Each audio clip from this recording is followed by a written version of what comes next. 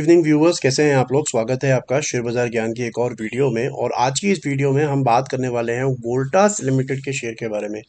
750 के ऊपर में आज क्लोजिंग दिया है वोल्टास ने। 4% नीचे स्टॉक ने क्लोजिंग दिया है। और इसके पीछे जो गिरावट के पीछे आज एक न्यूज़ है, बेसिकली एक ब्रोकिंग फर्म है जिन्होंने अपना टारगेट जो है इस कंपनी के अंदर में कम किया है। उन्होंने कुछ रीजन भी बताए हैं और टारगेट कम करने के, और चार्ट्स के ऊपर में भी थोड़ा अलार्मिंग है इसका सिचुएशन। तो सारा का सारा डिटेल मैं आपको इस वीडियो में आगे देने वाला हूँ।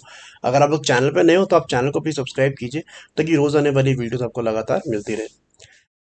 तो देखिए, जो खबर है वो है फ्रॉम यूबीएस। यूबीएस का ये मानना है कि जो वोल्टास के चैलेंजेस रहे हैं, जिन लोगों को वोल्टास का इशू मालूम नहीं है ज़्यादा, वो ये है बेसिकली कि इनका जो ऑपरेटिंग प्रॉफिट मार्जिन है वो काफ़ी कम हुआ है।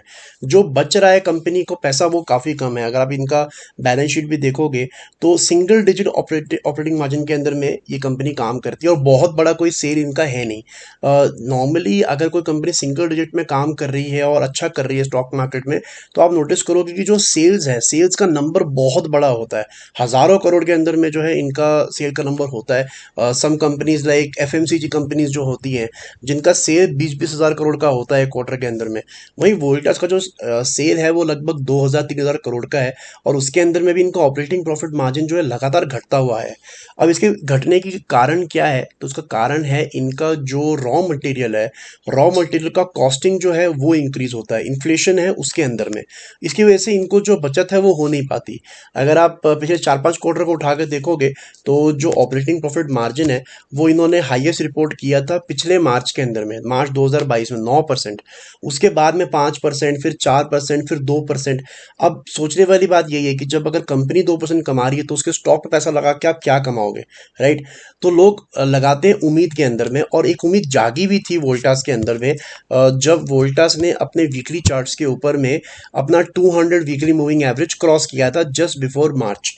अब जस्ट बिफोर मार्च ये क्रॉस इसीलिए किया था बिकॉज वोल्टास का जो मेन काम है वो है एयर कूलर्स बनाना, और एयर कूलर्स की जो डिमांड है वो समर्स के अंदर में आती है।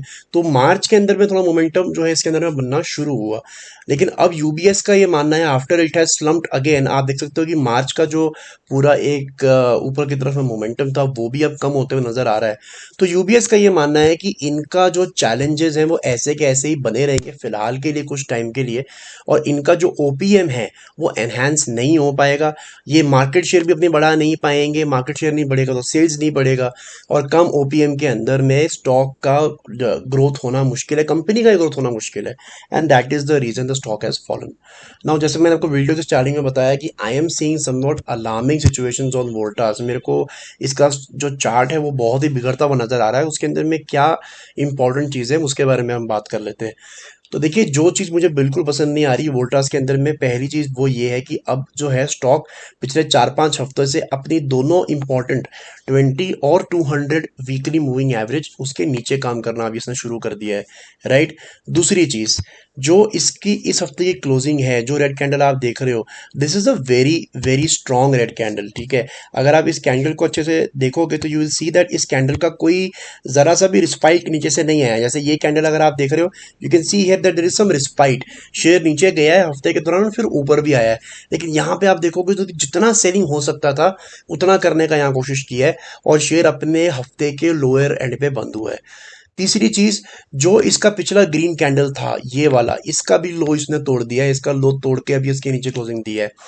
और जो सबसे इंपॉर्टेंट चीज है, जो इसको और भी वीक बना देती है in my opinion, is that जो इसका प्रीवियस लो था in the month of February, यहाँ पे 737 एग्जैक्टली ये पैटर्न बना रहा है इसको तोड़ने का।